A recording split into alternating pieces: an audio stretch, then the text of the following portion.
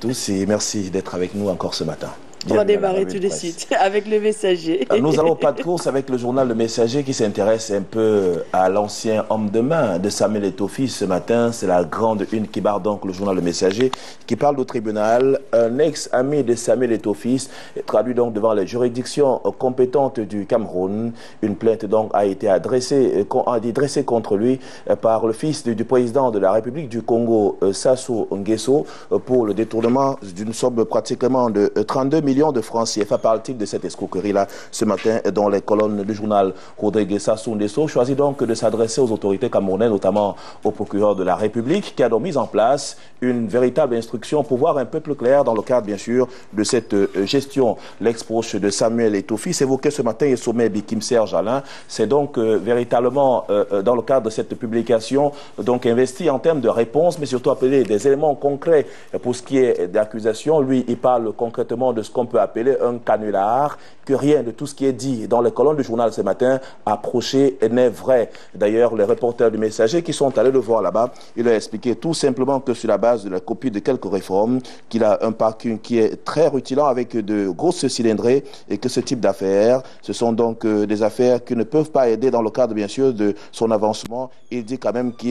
il peut, si c'est pour le cas du remboursement de ces 32 millions de francs CFA, il pourrait quand même hypothéquer quelques-uns de ces véhicules. Mais dans le cas d'espèce, il s'agit tout simplement d'un canular. On parle également ce matin de la sécurisation de la carte nationale d'identité, avec bien sûr les mesures qui ont été prises par le gouvernement de la République à travers quelques structures, notamment pour désormais faciliter la mise en place de cette carte nationale d'identité. Il y a quelques mesures de sécurisation qui sont prises par les autorités camerounaises. On en parle ce matin avec Maître Laurent Bondier qui revient d'ailleurs sur un aspect très important, notamment en ce qui concerne les actes de naissance, qu'il faudra voir un peu plus loin dans le cadre même de cette sécurisation-là, et que ces actes de naissance sont un élément fondamental. Il dit bien que beaucoup d'arguments qui sont évoqués sur le plan technique, ce sont des opérations de haute technologie qui demandent une expertise bien assise et qui sollicitent des équipements de haut niveau. Toutefois, c'est à déplorer. Chaque pays doit avoir un certain nombre de choses faites par les nationaux parce qu'il y a des secrets qui doivent être sauvegardés. C'est donc le point de vue dans cette interview accordée au stagiaire Blanchard Biel du journal Le Messager qui en parle d'ailleurs ce matin. Et puis autre polémique qui enfle dans les colonnes de la presse, dans les journaux depuis quelque temps, c'est au niveau de la centrale syndicale des travailleurs du Cameroun, avec bien sûr un oreille de une du journal Le Messager ce matin où on peut apercevoir le président confédéral Zambo Amougou a été suspendu de ses fonctions par le bureau donc du Conseil confédéral et qui le suspend tout simplement parce qu'il est accusé d'indiscipline au sein de cette organisation-là et qu'effectivement il sera donc réhabilité au cas où le bureau venait à prendre autre décision, mais il est suspendu jusqu'à nouvel avis. Donc le Conseil confédéral extraordinaire a donc donné mandat express à certains syndicalistes au rang desquels cité ce matin le premier vice-président confédéral André Moussinola et Eugène Makembe, trésorier général confédéral, pour la mise en œuvre effective de la résolution portant convocation des assises du 5e congrès confédéral ordinaire de la centrale syndicale des travailleurs du Cameroun. Et d'ailleurs, selon l'article 32 des statuts de la CSTC, le congrès confédéral, pendant l'intercession, celui-ci à titre, il veille sur l'application des décisions qui sont bien entendu prises par le Conseil. L'une des décisions d'ailleurs vient de tomber. Le président confédéral pour l'instant est suspendu jusqu'à nouvel avis. Il décide donc ce Conseil-là. On nous annonce également dans le journal que Tibi Evuna à Yaoundé a continué dans le cadre de ses casses. Et puis téléphonie mobile ce matin, une nouvelle stratégie, une nouvelle mise en place, une formule qui permet désormais de lutter contre le vol des téléphones. C'est ce que nous annonce à sa grande une de journal La Nouvelle Expression ce matin. Il dit quand même qu'il y aura quelques assises et quelques applications pour ceux qui voulaient bien s'intéresser. Un opérateur de téléphonie locale en fait donc véritablement sa part belle ce matin pour accompagner donc ceux-là qui seraient peut-être en voie de pouvoir perdre leur téléphone. On parle aussi de sport dans ce journal. Et si Stéphane Biya avait menti, le capitaine de l'équipe nationale a rassuré qu'il n'y a jamais eu de problème au niveau du Gabon lors de la toute récente rencontre avec notre pays là-bas et que entre lui et le jeune Clayton J, il n'y a jamais eu de discorde. désordre. Ils sont restés toujours ensemble, mais ce que le journal tente de nous faire comprendre ce matin, que Mbia impose le banc à Ndjé, très remonté contre un petit frère qui lui a manqué de respect. Stéphane Mbia aurait alors réussi à convaincre Volker Finke de garder Clinton Ndjé sur le banc de touche quelque temps en guise de punition. C'était Mbia ou Ndjé, Finke devait choisir, et on sait tous ce qui s'est passé ensuite, et encore, a-t-on appris, est-ce donc pour cette raison que Clinton Ndjé est resté sur le banc de touche durant les 3 matchs de poule du Cameroun? C'est donc à vérifier, bien sûr. Le journal apporte donc son argumentaire à ce titre et parle donc ce matin aussi du retour de Basson et de Joël Matip dans l'équipe Fagnon des Lions Indomptables du Cameroun. Donc ils ont été sélectionnés parmi ceux qui ont été retenus par Volker Finke depuis quelques jours pour accompagner donc notre pays, le Cameroun. La liste contient quelques curiosités, dont la présence de Sali Edgar dans la liste, bien sûr, d'attente. On parle également des marchés ce matin quand la rentrée scolaire influence donc au niveau des marchés. On dit que dans les marchés au Cameroun, donc les produits, les denrées de première nécessité chutent, donc devient moins cher parce que ce n'est pas une priorité pour l'instant. Les parents sont plus concentrés dans, bien entendu, la rentrée scolaire. À qui profite la nomination des généraux au sein de l'armée camerounaise? Le journal de Michel Moussala, Aurore Plus, est allé enquêter auprès de ces hommes en tenue en indiquant quand même qu'au-delà de ceux qui ont combattu ardemment et qui sont d'ailleurs au front, il y a quand même quelques éléments qui devaient être observés par le gouvernement de la République du Cameroun pour davantage accompagner ceux-mêmes des soldats qui sont toujours au front. La reprise du trafic après 3 semaines de grève, on est en économie dans le cadre du transport routier au niveau du corridor Douala-Bangui. Le journal a donc fait une enquête en nous permettant de comprendre que d'après la douane camerounaise, c'est quand même 55 milliards de francs CFA qui sont engrangés par an au niveau de ce corridor-là. Donc une bouffée d'oxygène pour la reprise effective de ce trafic-là, rappelle le journal ce matin. Dans le fond de la question, il faudra assurer la sérénité et bien sûr la veille de la présidentielle qui va donc se dérouler dans ce pays-là. Il y a urgence pour les uns et les autres de pouvoir, bien entendu, travailler ardemment. Le journal choisit de nous parler également des nouvelles batailles intestines au sein de la centrale syndicale des travailleurs du Cameroun, avec la suspension, bien entendu, du président confédéral et puis la mise en avant du ministre en charge du travail et de la sécurité sociale qui devra donc une fois de plus arbitrer ces batailles au sein de la CST et qui s'annonce bien entendu chaude. Il a donc choisi d'être également dans les sérails, dans les colonnes du journal ce matin. Dans le sérail, il nous parle des décisions prises par le président de la République, son Excellence Paul Biya, pour accompagner quelques populations suite à la construction du barrage de retenue. C'est dans le septentrion du Cameroun. Le journal L'Œil du Cyclone est donc dans les kiosques et fait donc part de l'engagement du chef de l'État suite donc à ces instructions relatives au dédommagement des personnes expropriées dans le cadre de la construction du barrage de retenue d'eau sur la rivière Mapé. Il parle donc de quelques hauts commis de l'État qui sont donc à la base de non-respect de l'application des mesures dans un listing portant le montant alloué à ces victimes-là. Le journal nous annonce que les 300 victimes ainsi signé le montant de l'enveloppe globale qui se chiffre à pratiquement 550 millions de francs CFA. Pour l'instant, dans le fond, rien n'a été fondamentalement fait pour accompagner les populations de cette localité. Pourtant, depuis 2014, les instructions du chef de l'État, président de la République du Cameroun, Paul Biya, sont claires dans sa mise en œuvre. Il s'arrête aussi ce matin au marché central, l'objet de toutes les convoitises. Là-bas, Vincent Ngambou et toute son équipe sont allés comprendre pourquoi ces batailles intestines existent entre la communauté urbaine de Douala et la commune d'arrondissement de Douala 2e. Le journal, par exemple, cite le principe de dépotage, dont tous les conteneurs qui s'arrêtent au niveau du marché central de Douala, avant de dépoter, il faut payer la somme de 150 000 francs CFA lorsqu'il sait qu'il y a une vingtaine de conteneurs par semaine qui s'arrêtent sur ce lieu. C'est l'une des pompes de discorde qui divise la CUD et la commune d'arrondissement de Douala 2e. Depuis 34 ans, le poste de régisseur au niveau du marché central de Douala est incontestable. La propriété donc des autochtones, ce qui fait véritablement problème. D'autres faits majeurs sont contenus dans les colonnes du journal L'Œil du Cyclone Plus, dans les kiosques ce matin, qui nous parle aussi également de la timidité à la faveur donc de la reprise au sein du Rassemblement démocratique du peuple camerounais des élections à la base. On n'a pas cet engouement-là habituellement observé à la veille électorale, mais pour l'instant, quelques positionnements sont faits. Il y a donc un ancrage particulier qui est fait au sein donc de ces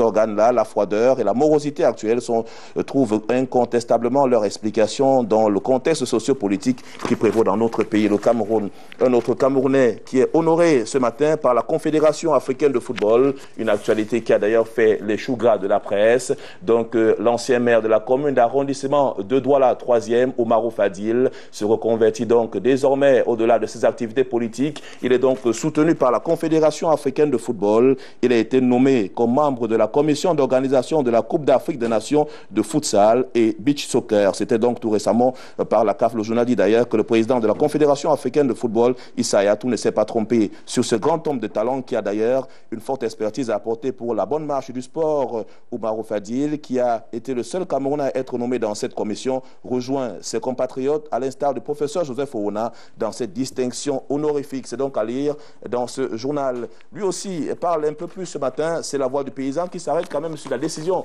prise, la voix de Niebel, la voix la deuxième, s'arrête sur la décision prise par le Premier ministre de la République, chef du gouvernement, avec ce décret qui harmonise donc la gestion des marchés. Depuis plus d'un mois que cette décision a été prise. Pour l'instant, rien n'a été appliqué. Gestion des marchés par les communes. Le PM s'est-il fourvoyé plus de 2 mois après la publication du décret du chef du gouvernement, la gestion de tous les marchés aux communes d'arrondissement. Donc, désormais, l'application tarde à se matérialiser. Certaines autorités administratives affirment que des clarifications de leurs ministres de tutelle sont nécessaires pour la bonne compréhension des intentions de Philémon Yan. Les conseillers municipaux dénoncent un complot contre la décentralisation. Le Premier ministre, chef du gouvernement de la République, va-t-il sévir face à cette action qui reste quelque peu concrète? Également, le journal La Voix de Nebel a essayé un peu de décrypter l'esprit et la lettre de ce décret du Premier ministre chef du gouvernement de la République pour comprendre en fait qu'il est question dans le fond d'accompagner les marchés dans le cadre de la gestion bien sûr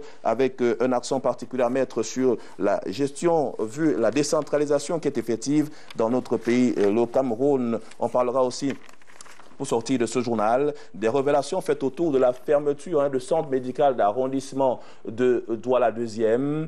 D'ailleurs, là-bas, le maire, Madame Maître Denise Fampou, avait donc choisi la franche collaboration avec le médecin-chef qui était donc là à cette époque. Le médecin-chef qui n'a pas vu mieux de collaborer avec la commune d'arrondissement, ce qui a donc prospéré. Il s'est donc suivi un véritable bras de fer qui aboutit à la fermeture des portes sous le regard des autorités administratives, du délégué et même du délégué régional de la santé publique pour le littoral. Pour l'instant, le centre reste toujours fermé en attendant, bien sûr, l'arrivée de son médecin-chef, indique ce journal ce matin. Et puis l'équation dans les kiosques, le journal de Bandol choisit de parler ce matin de la CSTCI s'arrête cette fois-ci sur les problèmes, notamment pour le président confédéral, Zambo Amougou, qui est désavoué et depuis quelque temps d'ailleurs suspendu par le Conseil confédéral pour indiscipline et non-respect, bien sûr, de cahier de charge dans le cadre de ses fonctions. Le journal indique clairement que non comptant des résolutions du Conseil confédéral modifiant certaines articulations du statut et du règlement intérieur, le président du bureau confédéral, Jean-Marie Zambo Amougou, tente de jeter le discrédit sur le congrès de cette confédération qui aura lieu à Douala en novembre prochain. Mais il est rattrapé par une sanction qui le suspend de ses fonctions jusqu'à nouvel avis. L'ordre donc de suspension et puis comprendre la profondeur de cette décision prise par le bureau confédéral. C'est à lire donc dans les colonnes du journal L'Équation qui s'arrête également sur la commune d'arrondissement de Douala 5e en politique pour voir qui sera donc à la tête de la section RDPC Vourik 5 vu l'état des choses, vu également les véritables batailles politiques engagées là-bas qui viendra donc remplacer l'honorable Françoise Foning décédée depuis quelque temps dans ce même journal. On pourra lire également les délits comptés du préfet Ebele dans le département du Ndé, obstruction au développement pense le journal ce matin et puis l'encouragement même des forces de police au Cameroun, la sérénité qui reste donc effective, parle le journal, pour accompagner non seulement la défense et la sécurité du Cameroun, mais les nouvelles mesures dissuasives prises par le délégué général à la sûreté nationale portent des fruits avec une police plus efficace et plus effective et ancrée donc dans la défense de notre système national. La dépêche de midi pour sortir de ces tabloïds en kiosque ce matin choisit donc de nous parler du Megesam 2015. Dans ce Megesam 2015, on parle de l'honorable Albert Quinche qui encourage donc l'excellence sur le plan scolaire, une tradition pour lui ces derniers temps, la 8e édition au-delà déjà de la tradition célébration, de la traditionnelle célébration, voilà j'en arrive, de l'excellence scolaire dans la communauté Banjoun à Yaoundé. C'était donc le 26 juillet 2015 avec bien sûr la participation de plusieurs autorités de la ville qui sont venues encourager les œuvres de l'honorable Albert Quinche. C'est donc la dépêche de midi qui en parle ce matin avec d'ailleurs toute une photographie que l'on peut apercevoir sur la cérémonie cérémonie de remise même de ces prix et de cette excellence scolaire avec la participation de quelques membres du gouvernement, notamment le ministre Mbagamboua qui était donc face à la presse, qui a rassuré la communauté de l'Ouest et bien entendu le ministre Jean-Claude Mbouenchou, sans oublier d'autres élites de Banjoun qui avaient fait le déplacement, en parlant bien sûr d'autres communautés qui encourageaient cette initiative de l'honorable Albert Quincy. On pourra également lire au pied de une du journal ce matin le sponsoring Sylvestre Ngouchingue, très connu dans le secteur notamment de l'économie au Cameroun. Cet investisseur offre donc 10 millions de francs CFA au Racing Club de Bafoussam pour encourager ce club dans son engagement sur le plan sportif. Et puis en magazine, on pourra retrouver un autre magazine qui s'invite dans le monde du sport, Afrique Foot, avec à la grande une centrale Aurélien Chediou, lion indomptable de l'équipe national du Cameroun. Il est donc à cœur ouvert dans ce magazine. On peut l'apercevoir sous toutes les coupures et d'ailleurs, il parle ce matin et qu'il a peur, bien sûr, de quelques éléments qui ne sont pas dans le fond, dans le cadre, bien sûr, de quelques équipes nationales, notamment de celle dans laquelle il évolue dans notre pays, le Cameroun. On parle de pratiquement à une époque, le rendu qui peut être celui même de 60 à 80%. Il préfère ne pas handicaper l'équipe du Cameroun de manière discrète. Donc, sa vie est donc relayée dans les colonnes de ce magazine Europe-Afrique Food qui revient sur l'international camerounais. Et puis on pourra aussi avoir l'occasion de lire et de comprendre tout ce qui est fait au niveau du football camerounais, donc spécial de Ligue 1 de A à Z, de tous sur les clubs donc du championnat camerounais d'élite. On peut apercevoir c'est des clubs qui font d'ailleurs le bonheur de notre championnat de football, c'est-à-dire également dans ce magazine qui revient sur la composition de ces différents clubs avec bien sûr les encadreurs pour quelques clubs et coachs et joueurs et les détails même sur le fonctionnement de ces clubs de football. On va donc retrouver dans ce magazine pour sortir de cette revue de presse ce matin, sans oublier bien sûr le palmarès des footballeurs africains et puis bien sûr Njay Clinton et d'autres footballeurs camerounais qui sont désormais connus aujourd'hui, les clubs dans lesquels ils évoluent, c'est-à-dire bien entendu dans ce magazine. On va sortir par la voix du barman après ce magazine, la voix du barman qui nous parle ce matin avec bien sûr en grande une le préfet du département du Vouri Nasri, Paul Beya, qui revient sur l'occupation temporaire de la voie publique dans notre pays, le Cameroun, ce qui est payé, ce qui ne l'est pas. Et puis on parle aussi également de l'accompagnement même des bars. Il faut davantage, explique le préfet Nasri Paul Beya du département du Vouri, qu'il faut accompagner, il faut encadrer la gestion même de ces bars,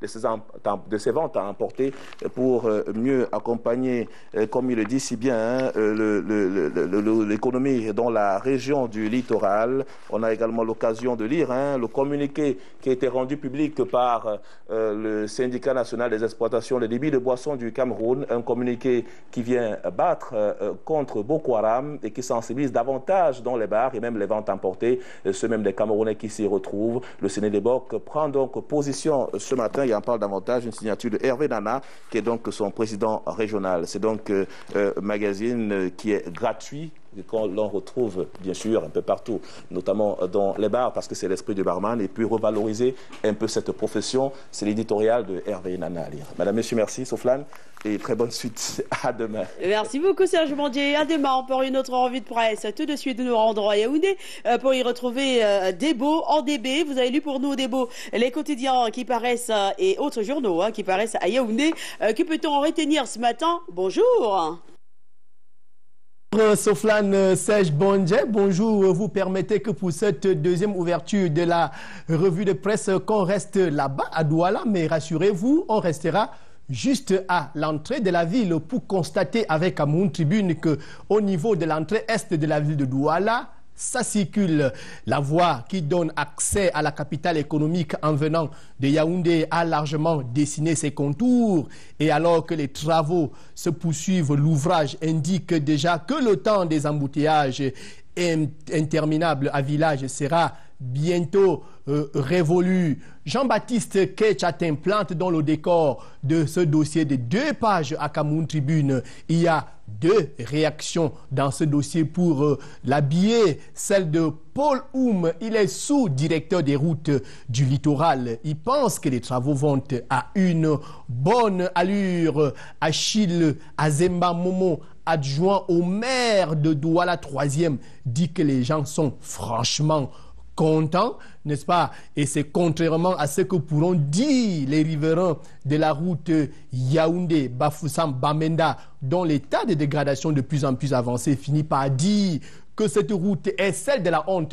On est en deuxième petite une de Cameroun Tribune. Alors ce matin, le quotidien national bilingue dit qu'il y a 2 milliards de francs CFA pour l'entrée courant de cette route et que 3 entreprises ont d'ores et déjà été sélectionnées pour les tronçons et Bebda, Carrefour Ndikinmeki, Bafoussam, Babadjou, Bamenda. Mais entre-temps, le gouvernement camerounais poursuit la recherche de financement pour la réhabilitation totale de cette route Yaoundé, Bafoussam, Bamenda.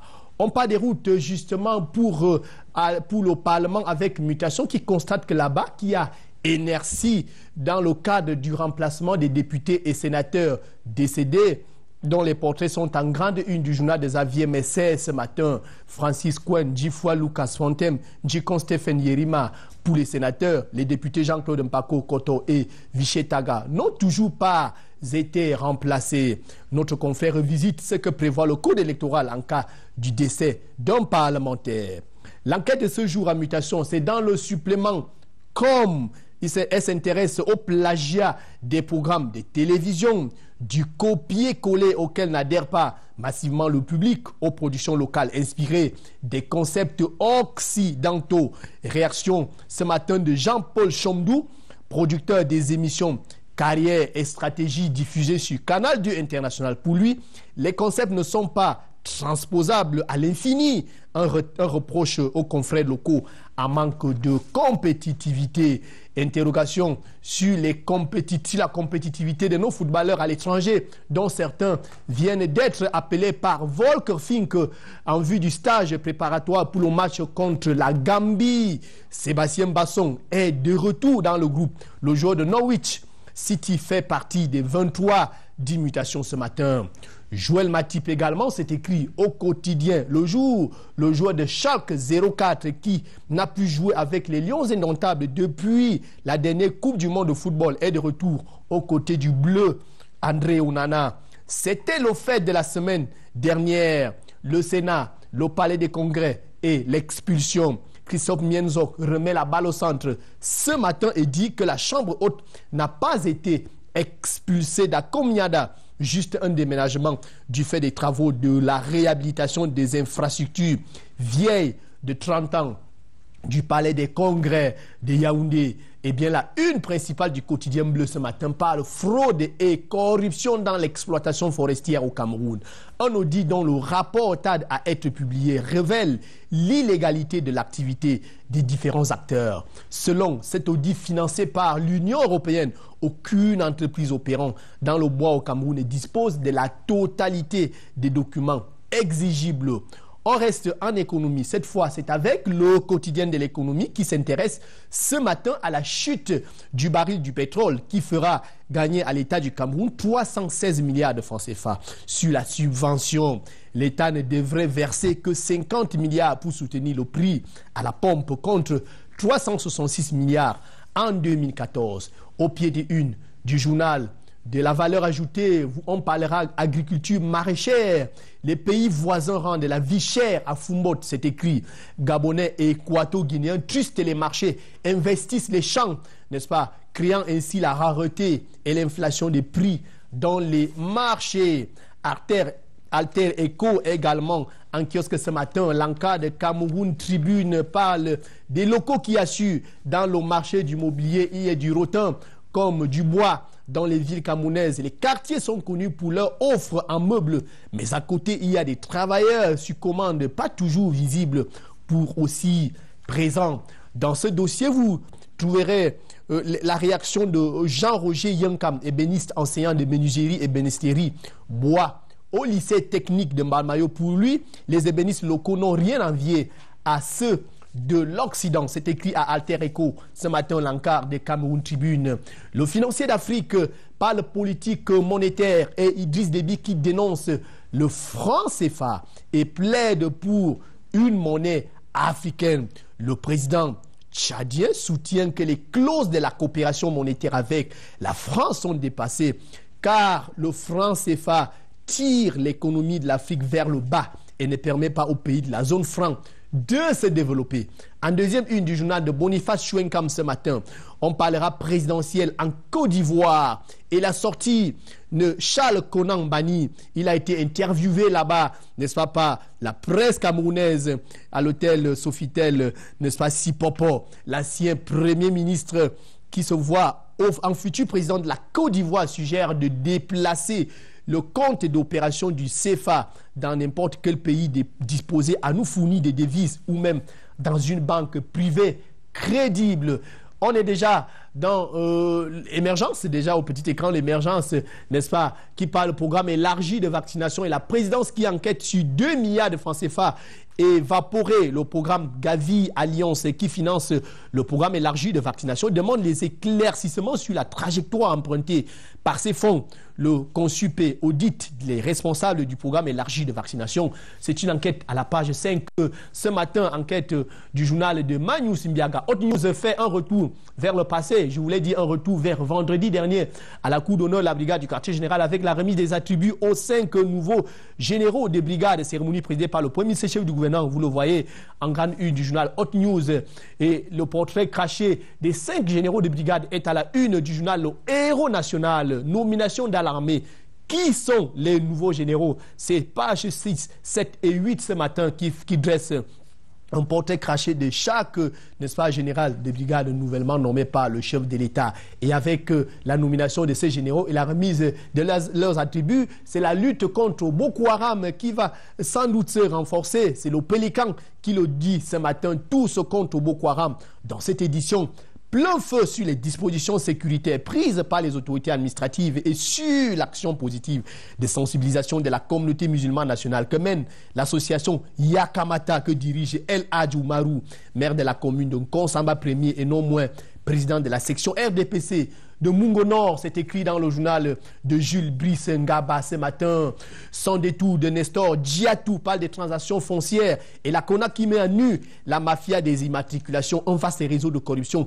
Démantelé, c'est écrit en page 3. Le président de la Commission nationale anticorruption est très remonté contre l'arnaque officialisée qui dicte sa loi autour des opérations de délivrance des titres fonciers dans les mailles des filets de l'institution. Le sous-préfet d'un fou supplie avec, n'est-ce pas, sa besace, plus de 65 millions de francs CFA. C'est écrit au journal de Nestor Djiatou. On lira bien sûr en petite une de ce journal. La présidentielle 2018, le sujet divise la candidature de Paul Biya, divise donc l'UPC. Pour mieux comprendre cette mise au point contenue dans un communiqué de presse signé du député Bapolipo le 17 août dernier qui dénonce les déclarations de Victor Onanassi devant président de l'une des factions de l'UPC contre une probable candidature du président Paul Biya à l'élection présidentielle de 2018. On reste en politique pour parler du renouvellement des organes de base du RDPC. Bienvenue à la guerre des gangs, dit le Point Hebdo ce matin. Opposés les uns contre les autres, les barons en poste au RDPC, bien que Roubla refuse de céder les rênes aux jeunes loups dans longue conséquence, la bonne intention du recyclage des fondamentaux de cette formation politique est vouée plus que jamais à sa dislocation, son écroulement. L'UNDP News numéro 31 est également en kiosque dans cette édition. Les éditions proposent une réflexion sur les 25 ans d'existence du parti, la création de la direction du siège national, les dessous de l'affaire Yandal, la liste des nouveaux membres au bureau politique, le comité central et conseil national, ainsi que le point de vue du parti sur certains sujets d'actualité. Défi actuel parle du SDF et le problème Tazouacha Assongani, sa sortie de l'ancien secrétaire général du Social Democratic Front. Le parti de Froundi a perdu la vision. Selon ses déclarations, l'ancien bras droit de Froundi fait le tour du pays pour présenter son livre dans lequel il diagnostique le parti leader de l'opposition au Cameroun. Port à nos profonds de Kribi, Honnêteau, Miroir, Hebdomadaire, l'incroyable affaire et Voumekou, enquête sur les accusations contre le neveu du chef de l'État, l'éclairage des Cobanques sur le blocage du chantier du complexe Indisualo portuaire, c'est écrit. Tornade, n'est-ce pas, le journal de Valentin Ndjikoussam Nchafen est en kiosque ce matin et parle de panique dans le Serail. Voici la lettre d'Atangana Mbara en provenance d'une prison étrangères. Arrivé à Yaoundé le mardi 2 juin dernier, l'expéditeur embastillé dans les geôles de la prison de haute sécurité de Ouagadougou serait-il un affidé de Guérandi Mbara? Question. Le ministre de la Défense, le secrétaire d'État à la Défense, chargé de la gendarmerie, le délégué général de la Sécurité nationale et la DGRE, pris à contre-pied, dit le journal, n'est-ce pas, de notre confrère ce matin. La tribune de la forêt qu'on vient de recevoir tout à l'heure parle de la descente aux enfers du gouvernement à Filmon-Yang, les derniers jours d'un gouvernement en perte de vitesse, l'indiscipline généralisée. Les batailles érigées en mode de gouvernance au sein de l'équipe gouvernementale sont la voie royale pour se faire entendre par le chef de l'État, en quoi certaines sources dignes de foi, plusieurs membres du gouvernement voudraient se voir déchargés de leurs fonctions seulement, non pas le courage démissionner, d'où la cacophonie actuelle, dit notre confrère, qui s'intéresse aussi à l'immeuble siège de la région du centre. Là-bas, il y a la région du centre, il y a également la préfecture du Foundi. Notre confrère dit que l'immeuble est en délabrement, en état de délabrement avancé, herbe, ordures, odeur nauséabonde règne en maître absolu dans l'enceinte du bâtiment habitant les services du gouverneur du centre et du préfet du Foundi. Les usagers crient leur ras-le-bol. Et c'était d'ailleurs le dernier journal pour cette revue de presse, cette seconde partie consacrée à Yaoundé. Retour à Douala grâce à ce son numérique pour nous revoir demain. Souflane, à vous. Merci beaucoup, Debo en DV. À demain donc.